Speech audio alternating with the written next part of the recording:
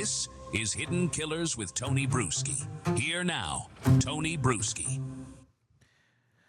Devil's Den. This was a horrendous tragedy that took place in Northwest Arkansas, and actually right in my neck of the woods. I'm going to slide that graphic over there a little bit like that. And it has shocked the community. There's a lot of people still very uneasy to go out on the trails. That's what people do here in Northwest Arkansas, one of the biggest hiking trail systems, bike trail systems in the country. They are known for it, and they pride themselves on it. But just the other day, on a Saturday afternoon in late July, family, Clinton and Kristen Brink, and two of their daughters were out hiking at Devil's Den State Park when a man approached them wearing all black and an out-of-place backpack, and seemingly out of nowhere stabbed Clinton directly in the chest. The mother, Kristen, screamed, "Why are you doing this?" This is according to eyewitness reports from their very children to a dispatcher that we reported exclusively here on the Hidden Killers podcast after talking to that dispatcher.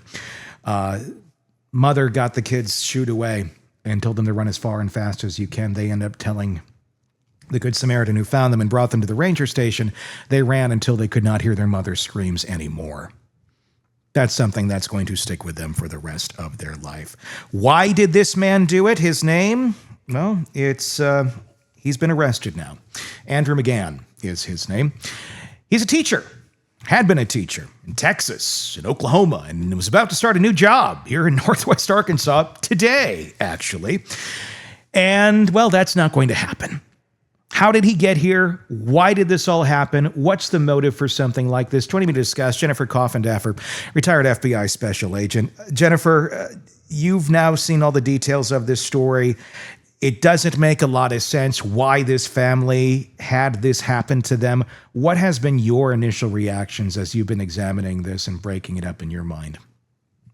Well, first and foremost, Tony, this wasn't a happenstance. Mm-hmm. This was an individual who left his home that day and said, I'm going to take a victim. Mm-hmm. I'm a predator and I'm out for prey. We know that because he went to the effort to disguise his plate and cover it with tape. Mm-hmm. We know that because of how he was clothed. Here it is, hot in Arkansas on a trail, and he was not dressed for your typical hike. No. Secondarily, that backpack you talked about, that's a kit bag, I believe, mm-hmm. filled with what he would have needed. And I think he was on the prowl, and I think he saw the prey. In my opinion, that prey was a little 7-year-old and a little 9-year-old, and just hoping as he followed them that one may stray, as happens. I mean, when you go hiking with kids, they go run ahead, they lag behind, they see a tulip and they go pick it. You know, they should be able to do all those things. Yeah. Without being under the exact nose of their parents. And I think that he saw this family and saw these two girls and was waiting for the opportunity. We had talked to hikers who had also witnessed him before the attacks, and they said to us here exclusively that they felt something was very off. They knew right away the next day when they heard about this story in the news that this had taken place. The four of them had been out hiking together. They all knew exactly who they were talking about, because this is the one man, after passing dozens of people on this trail, that stood out to them the most as being off, so that he looked them up and down, made them very uncomfortable, bad energy, and they were 100% sure, no question, that this was the man. When you have somebody that's out there that's on this sort of mission like this, and he's given off these vibes, and seemingly somewhat prepared, the blacked out license plate, he's got the get-up going. Do you think this was his first horrific rodeo? I'm going to be surprised if he has not committed other types of assaults / burglaries, something else, when he was in Texas and in Oklahoma prior to coming here, just because this was really brazen. Mm-hmm. I mean, this is broad daylight, multiple people on this path. It just would really surprise me. Not that he was successful previously, but if there aren't going to be some unsolved situations, around Grapevine Lake, Of course, Texas is my neck of the woods, the Flower Mound area, Louisville area, Lake Louisville. If this wouldn't have been tried, at least on another occasion, if we don't come to find out about that. That would be kind of shocking in both ways. I think if we find out that he had done more, or if he didn't do more, the way that this was all set up. Not very tightly planned, though. This was a sloppy attack. I mean, you're on a trail on a very busy day in the middle of summer. It was described by the hikers that we spoke to that you looked one way down the trail, you looked another way. Your odds of seeing another hiker were pretty good through most of the day, that someone's going to be way up there or way back there. It wasn't exactly a desolate hiking trail by any means. So that's where I kind of looking at the psychology here of this guy, because that's what doesn't make a ton of sense to me. I'm coming to it from a healthy brain, but I'm trying to put myself in an unhealthy brain. How would that make any sense that you're going to go on a busy hiking trail and you see this target of yours? Let's say he was targeting the two little girls. We know from allegations that he had an affinity for little girls from some of the past from the past schools and parents and kids that he had interacted with. A lot of allegations out there on that. But back to the trail, if that was his target, how on earth do you think you're going to stab two parents and then carry a 7 and 9-year-old off this trail with nobody the wiser? I mean, these aren't like infants that are, it's just having a bad day. 7 and 9-year-olds. They're going to be screaming, what the hell just happened here, if this guy is going to try and get them off the trail. And he's not going to fit those two kids in a backpack. Was this just, a fantasy that was completely devoid of rational thought, or in terms of how to carry this out in any sort of realistic way? Or did he have other plans, maybe to harm the children further back in the woods if he had gotten his hands on them? Well, I bring you to a case I know you know well, and that's the Rachel Morin case. Yeah. A very fit, very strong, a very fast woman, very in shape, on a trail that, again, a lot of people took. And he, that perpetrator was able to drag her off to a cistern type situation and attack. And so I see that this individual thought that possibly they could get away with it in that type of space. Remember, kicking and screaming doesn't last very long if they're incapacitated. Yeah. And I think that would have been part of the dream, or dream is a bad word, part of his, hope that he would have been able to do. Nightmare fantasy. Tony, fantasy. Yeah. These people are they think they are the smartest guy, the quickest guy. Right when this first happened, in an interview, I said, we're looking for somebody who is really in good shape, because to attack like this, he had to have confidence in his physical prowess. And certainly he was in good shape, I think, from the pictures I saw. He worked out all the time. It was described. And so I think he had a lot of confidence in what he could do and play out. We've talked about Brian Koberger going into a house where he knew, there was a cars all lined up. He knew there were other people in there. Yeah. But these people have such a false self-awareness of how great and grandiose they are. And Tony, I think that's your answer. Yeah. It's not logical, but it's their reality. The ego took over. I can handle that. I can do this. I can plan all these things. And that's what makes it so confusing, I think, to the rest of the world, is you can plan all these things over here, like, really good for if you're looking at in predator standards, where it's like, yeah, that would make sense. You want to cover up your license plate.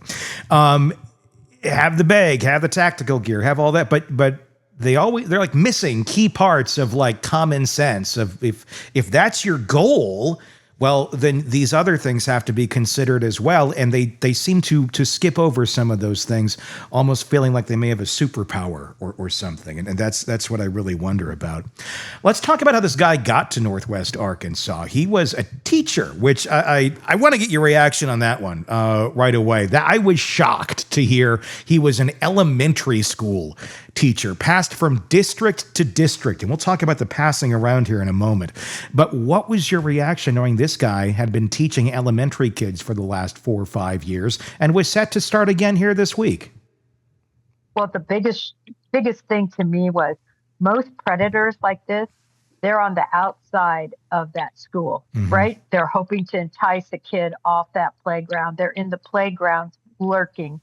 This guy actually put himself through college, obtained a teaching certificate. By the way, Tony, I don't know if you know this, just through the 5th grade. So he specifically specialized in teaching up through the 5th grade. So to me, this is a fox that was prepared himself to be in the hen house by educating himself. And I think this was something planned for years because of his affinity for little girls. So that was the biggest thing that just sort of blew me over, his preparation to be the fox in the hen house. Yeah, I mean, that is spooky. And I know there's plenty of people who do get teaching certificates for specific ranges, elementary education, things of that nature.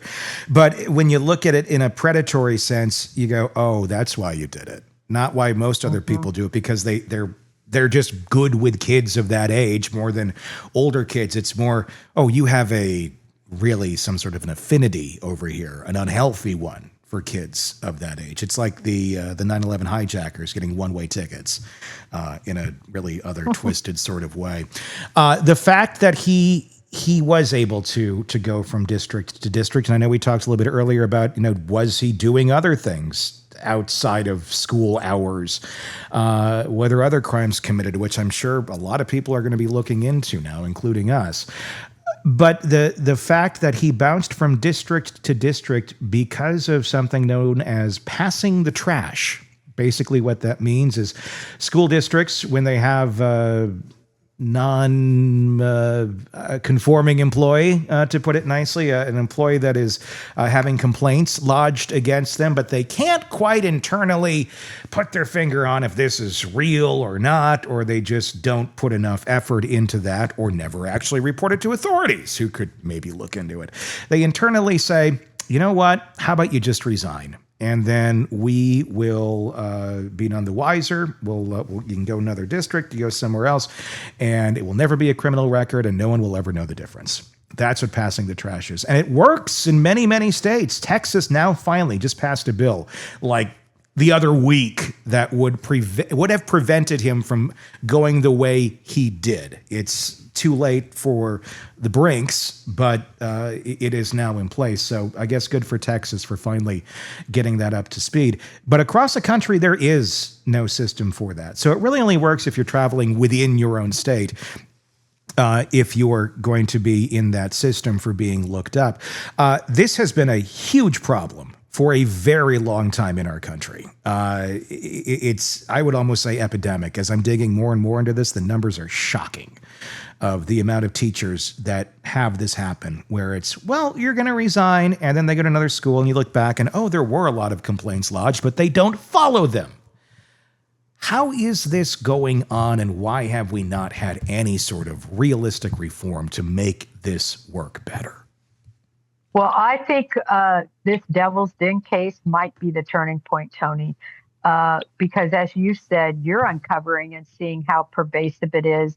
I think many of us that have seen our kids go through the system and know teachers and know about this happening, we've always wondered. But this is the bottom line, Tony. You have a system in place where it's swept under the rug. There's no red flag on their jacket. So the background checks, I think, are very minimal. In other words, let's just check to see if they have a criminal record. And other than that, I mean, who would even get a tenant without calling their previous landlord? I mean, we at least do that in for people who are landlords. And here we are hiring teachers to be around our small kids and not have a mechanism to go back and really look into their files and see what the complaints were. It's really wrong, and it needs to be changed. Oh, we found districts that were not only passing the trash, but they were giving positive recommendations for people that had serious allegations posed against them and never investigated, not turned over to CPS, but investigated internally. And the term that I've been seeing thrown out around here really quickly when I've been bringing up these incidents as being a problem is, well, there's mandatory reporting. Problem solved. No, it's not solved. Mandatory reporting is true. It should be going on in theory. It doesn't always happen, especially if internally the district is going, well, this doesn't seem to raise to the level of a valid complaint or a valid issue. We've investigated it here, and it's not something that we feel we need to push any further. Not necessarily that they have the right to do that, but that is, in fact, how it works. It comes down to PR. Schools don't want to be known for having to fire predatory teachers. So when they realize they have one, they don't want fanfare, and I don't blame them. But the system should then stop those predators there in their tracks. Not, we're just going to keep brushing this around like the Catholic Church did forever with priests, because that really is reminiscent of what appears to be happening in our public school system in this country for the last many years. And there's been rumblings, but again, not much has been done. Well, Tony, I understand why you don't want to ruin a young teacher's career. In other words, if just one person comes forward, sure. And, how do you make sure that allegation is true? And so I understand it is a bit of an issue. But with this situation, from everything I've read, all the interviews I've seen, this was pervasive. This wasn't just a one-off. This was multiple individuals. This was some really strange and out there information. And all I'm saying is a new district has the right to know those allegations are out there, to know that that district took action. In other words, they believe the allegations, and to at least be able to consider that and to interview. So I understand that, in other words, you can't be guilty without proven guilty. Sure. But boy, do you need to be able to be protected against these people. Especially when there's a pattern of behavior that appears to be going on here. And I totally get that argument, because this, to me, is not a teacher problem. This is when these people are out there, and there's bad ones all over the place, but there's far more good ones than bad ones. It's these monsters that give all the good ones a bad name. It's not the teaching fault. It's the administration fault. It's the district fault. It's all of that for not wanting to have the bad PR and not supporting their staff in the way that they should be supported. Instead, I've heard many complaints from many teachers, especially in this area, as this has now come out of the woodwork, from so many that remain anonymous that have said, and not in this case specifically, but of other incidents throughout their careers.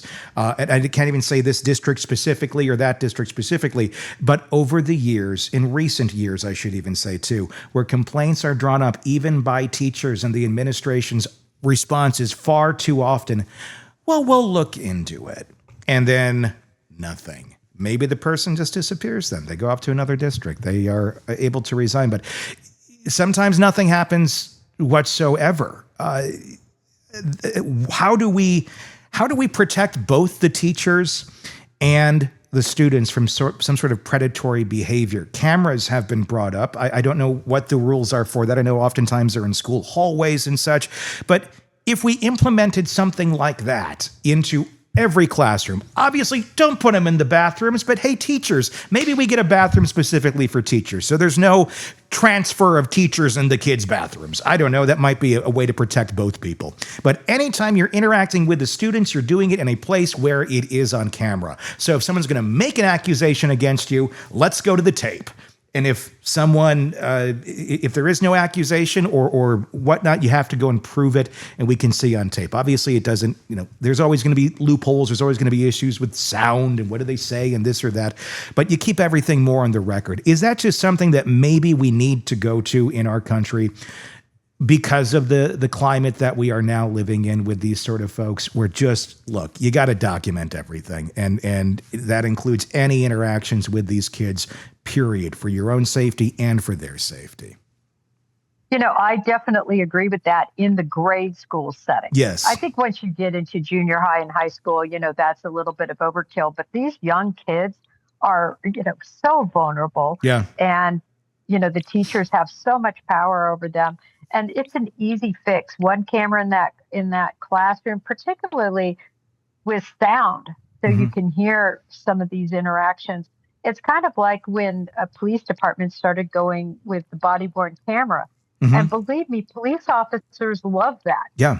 Because they were tired of getting false accusations against them. Oh, police brutality. Oh, they did this. Oh, they did a sexual advance. Now it's all right there. If it's there, it's there. Yeah. Then it's if you did it, it's on tape. I don't see why we couldn't do that here. And I disagree. I think you need it very strongly in the high schools as well, because kids get even more out of control there. I mean, I think you have more adult predatory behavior necessarily towards children and maybe an elementary level. You could also certainly have it in the high school level, but you have more extreme behavior from kids in their teens and high school. Having all that on tape, that protects the teachers as well. The teachers that are scared to death sometimes to go into their classrooms because the administration, because the districts don't want to deal with the problems, and they just keep putting the monstrous children back into the schoolroom that have all sorts of mental health issues that are not being dealt with, and they turn into violent maniacs. The same way, you could also catch a predatory teacher if he has a little bit too much of a affection for some of the teen girls. We see that all the time too, or vice versa. We see many female teachers going after male students as well. I just think across the board, K through 12, there's a camera on you. And it's for your own safety. And that's it. I don't know why. I don't think that that's a crazy, difficult thing that we could enact in every one of our classrooms in this country. It wouldn't be that expensive. I bet you could get major companies to support this and probably donate a lot of the cameras and the infrastructure for letting this happen. But then you get into privacy laws and rules, and it's going to get shut down by this group and that group. It's everybody claiming that their right to this or right to that outrights everybody else's rights, and that's where we end at the stalemate, and that's where we're at right now, where people just kind of get away with things because we can't prove things because of fear, and that's a sad place to be in. Yeah, it's when you have situations like this, and we're seeing it, I mean, every week. I see a case where a student is assaulted sexually by their teacher. It's a weekly deal. By the way, women are becoming as prominent as men. They are. That are doing it. It doesn't hit the headlines. I try to put it on my Twitter or X, but it's out there. Oh my gosh, it's unbelievable. Happened to somebody in my neighborhood, a couple of houses down. It's everywhere. It's all around. Yeah. And I think you're right. Cameras would help with that, but remember, typically they happen out of the classroom, or often out of the classroom, right? They're lowered to the house true. Or, the car or whatever. But nevertheless, you would still see the initial interaction. And I agree with you, Tony. I think it needs to be at all levels, but I'd like to see at least start, if it's a monetary issue, I think people would have less issues with the younger kids. Start there. But I agree. How can it be a bad idea it's to something. have a camera in a courtroom or in a classroom? Or a body cam. A body cam on every teacher. You're interacting with kids, that camera is on. Period. Yep. I and don't. Maybe that's the route to go, rather than the entire classroom susceptible. Maybe just the interaction. I like that idea. Because you're not going to have predators that are going to be caught on camera knowing that everything is being filmed. They're just going to leave the system. They're going to go be predators elsewhere, but it does get them out of our classrooms. And that makes for less easy prey, and hopefully an environment where maybe they'll be caught a little easier, considering we can't seem to catch them when they're right under our own noses. But I don't know. There needs to be some reforms in this, because this is really ridiculous, and the numbers are absolutely shocking. We're doing a 10-part series on it right now here on the podcast called Classroom Cover-Up, and we're breaking down all of it. What exactly it means, passing the trash to breaking down many, many cases that have been horrible examples of this, good examples of it for understanding, but horrible, horrible stories that just seem to go on and on and on throughout our country with very little interest and very little done to ever prevent the problem once it's left the hands of certain districts. A lot of reform needs to be done here. Tony, I just want to say that is why I love your podcast, Hidden Killers. This is why. You concentrate on things because it's the right thing to do. Yeah. It's the attention needs to be drawn there. And I really appreciate you. I told you off camera the same thing. I was so glad to hear you were doing a series on this, because what's going to happen for many channels and the mainstream media is this is a flash in the pan. It is, yeah. And nobody talks about it after, and everybody just keeps going down the road. So I think the more you can bring attention to a pervasive problem that we have in our school systems. And also, I hope you address too, there's a huge problem with you can't find teachers now. That's the other part of this, yeah. Shortage. That's what I was wondering as well. Where are we so desperate for teachers that you're just kind of taking whatever you can get? It's a warm body that fills the classroom that we need filled by X date. I mean, that's what I wonder about with this guy. I mean, everyone who's interacted with him, I mean, you just look at the guy. He puts off a weird vibe. If I was the hiring person for any district and this guy comes in and he's applying for elementary education, I don't think I'd be picking him. I mean, unless there's absolutely no one to pick. And even then, I don't think I'd be picking him. I'd be like, let's do subs until we can get somebody else in here. I wonder how much of that is just simply out of desperation and needing to fill a quota of the amount of teachers we have to have by X date to get the funding that we need. And if we don't have that, we won't get the funding that we need. And if we report that we have problems, well, they're going to cut the funding back for that, rather increase the funding to fix those problems. The system is set up to destroy itself and protect itself rather than the children. And that's a problem. And more parents need to start speaking up about it. And they need to, and I'm not doing this for clicks. You got to share the video. You got to share this information. Just share the message for everything. And I don't care if you share me, but we're spelling it out as clearly as we can for you. But this needs to be out there because it's not going to stop until there is enough public pressure and awareness on it to stop, because clearly there has not been yet. That's why this has been the horrific problem that it's been, and it's being piecemealed together to be fixed, but yet to have any sort of conclusive around the board fix. Agreed, Tony. Thank you for taking those steps and, for doing everything you can on social media. Yeah. We don't need any more devil's dens.